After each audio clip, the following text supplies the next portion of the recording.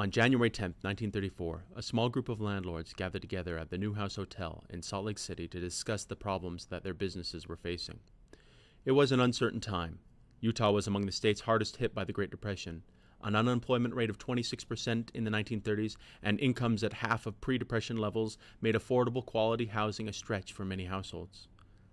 The newspapers that day carried a prime example of what was wrong: a notice of a 5-bedroom house for sale for $1,800. Below the description of the building, a small notice read, "The price is new and offered at 1/2 of its previous price." Just over 4 years into the Great Depression, the banking and manufacturing sectors of the economy had stalled, and the housing market suffered a near-complete collapse. In 1934, the average house purchased 5 years earlier was worth only 1/3 of its original price. The market was flooded with cheap housing, poor tenants, and involuntary landlords. Under those circumstances, the group meeting in the Newhouse Hotel formed the Apartment House Association of Utah. The first board meeting was held later that week, and I. Daniel Stewart was elected the first president. The new association immediately got to work providing education for landlords and promoting high standards throughout the rental housing industry. Advocacy was a major goal of the new association. To protect landlords from competition, the association put in place a code of fair competition. As part of an intensive drive to promote the industry, the Apartment Association held an annual trade show and education conference. In 1939, Director Harvey Ross noted that the association hoped to give landlords information as to courteous treatment, fair practices, and improved methods. In 1941, L. Paul Roberts was selected as the president of the association. He arranged for a series of classes and demonstrations, culminating in a lecture on paints and wallpaper in November of that year. The market was beginning to stabilize, and things were beginning to look up. And then, yesterday, December 7, 1941, a date which will live in infamy. In 1942, the federal government authorized the Office of Price Administration to enforce rent control in areas that it decided were vital for the military. In April of that year, Salt Lake, Davis, Weber, and Morgan counties were placed under rent control, freezing rents at whatever was charged on March 1st. The association worked with the government to support the war, putting on war bond drives and helping soldiers and their families find places to rent. But by 1943, it became clear that the temporary war-related measures were going to be extended indefinitely, and Association Vice President Richard F. Harding led a group to Washington, D.C. to seek relief from Congress. During that trip, formal connections were made for the first time with the National Apartment Association. After World War II, peace came, and Congress was convinced to overturn national rent control. But by that time, Utah landlords had begun battling a new threat: increased taxes at the local level.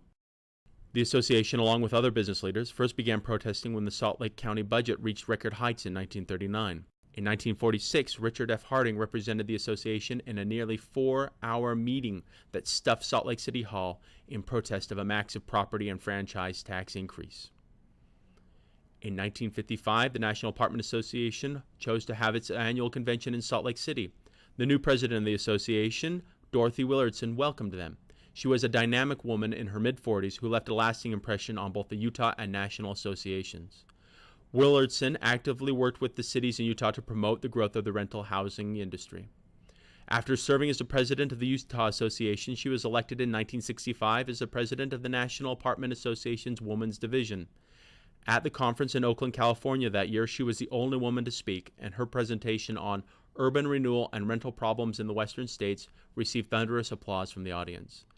The association continued to grow through the late 60s and early 70s, focusing on modernizing and updating existing apartment buildings and new construction. In 1968, the Federal Fair Housing Act was passed, and the association began to include fair housing education as part of the trade show in 1976. Changes were happening at the state level as well. After years of trying, the association was finally able to get a rent control ban put in place with virtually no opposition in the legislature, thanks to the work of Dr. H. Ross Hammond and the Government Relations Committee. Senate Bill 104, Rent Control Prohibition, was signed into law by Governor Bangerter in 1987. The 1990s were a difficult time to be a landlord in the United States. A housing boom led to low occupancy rates, and increasingly aggressive restriction on landlords were being advocated at all levels of government. Low vacancy rates led to an application fee ban in some Utah cities. source of income as a state-protected class was approved by the legislature. Overzealous fair housing enforcement by Utah state officials led to dozens of findings against landlords each year, most not legitimate and the result of heavy-handed rulings by unaccountable administrative staff. The association was unable to defeat bad legislation or effectively organize the industry. In 2000, the Apartment Association of Utah formally merged with the Northern Utah Apartment Association and the Salt Lake Apartment Association to form the new Utah Apartment Association. The board of directors at that time chose 3 strategic objectives for moving forward. First, grow the membership and prestige of the Apartment Association. Second, run the organization like a business and generate the resources and funding needed to fulfill its mission.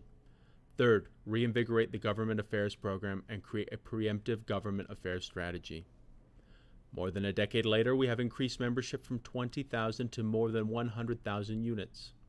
We have increased revenue from less than $200,000 to more than $800,000. Attendance at the trade show has increased to over 1,300 people, more than 5 times what it was a decade ago.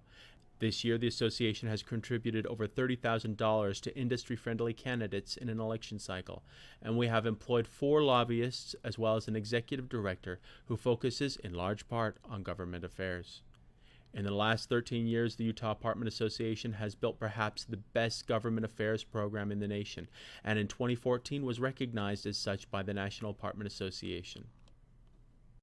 After 80 years, the association has never been stronger. With your continued support, the UAA can continue to provide outstanding advocacy, education, and networking. Happy birthday, UAA, and here's wishing you many, many more.